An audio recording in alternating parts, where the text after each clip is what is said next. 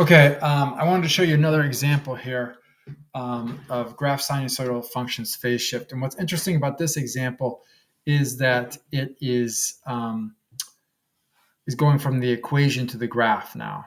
Last example I did, we had some graphic information. We had to write the equation for it. This one's the other way around. So let's look at how to do this. I'm just going to go back to my simple template, right? And now we're starting on the right side with the equation. Okay.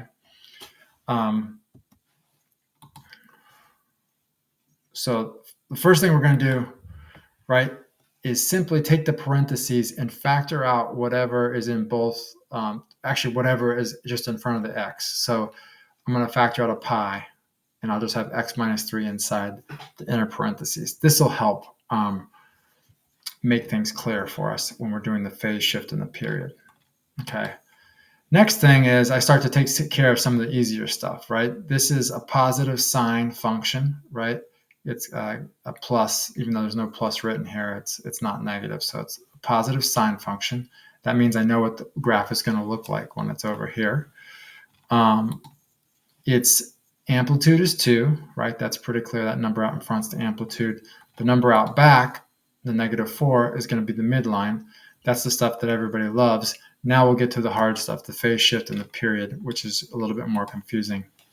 The phase shift we're going to do first. And what's important to remember here is it's almost perfect, except that we reverse the sign. So this is -3. So we're going to make this +3. The phase shift is +3. Okay. And now let's do the period. Remember, the key to the period is we're going to take this number, whatever it is, and put it under 2 pi and then divide. So 2 pi divided by pi is just 2. Again, we just put it under 2 pi and divide, and that gives us the period. Okay. Now we're ready to go over here to the graph and start filling the stuff out. The first thing I'm going to start with is just the equation form. This is positive sign. It's the good old sine function that we know and love. Then we're going to do the midline next. Is actually kind of convenient. So we do midline. And now we're going to use the amplitude to get the top and the bottom of the graph. So I know the amplitude's 2. So I go up 2 from -4 and I get -2. I go down 2 and I get -6. Okay. Now we're going to start with we've gotten the vertical information of the curve all filled out. Now we need to do the horizontal, or the x information on the curve. Okay, so the first thing I do is put in the phase shift. The phase shift is just where the curve starts. Okay, so my curve is starting at 3. Okay, and then I'm going to use the period. The period is 2. That means that the distance from here to here ends up being 2. So 3 plus 2 is 5. So that gives me the ends, right? The ends of the x of the curve in terms of the horizontal, or x information. Now I just need to fill in these things in between. I'm going to fill in the middle first because I know it's got to be halfway between 3 and 4, right? Sorry, it's got to be halfway between 3 and 5. Okay, likewise, these have to be halfway. This has to be halfway between 3 and 4, and this has to be halfway between 4 and 5. So it's just going to be 3.5 and 4.5 right there.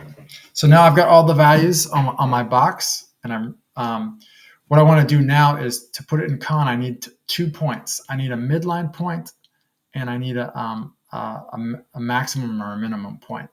Okay, so I just used the first 2, and I'm looking for the coordinates of this point right here, right? The x coordinate ends up being 3, and the y coordinate ends up being -4. Okay, so I just filled that in. That's my 1 point, my midline point. My other point, I'm going to write up here. What are the coordinates for this? Well, the x coordinate is 3.5, right? That's what it tells me at the bottom of my box. And -2 is my y coordinate. That's what it tells me at the top of my box. So those are those 2 values. Now I've got everything I need to graph this. Going back to my problem, this is a screenshot, not live.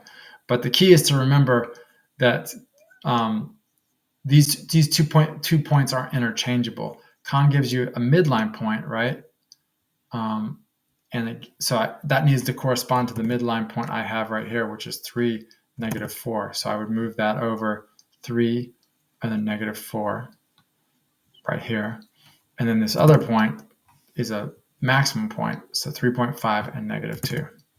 So that would be like 3.5 and -2, right about there. Okay, so that's all there is to it. I hope that helped.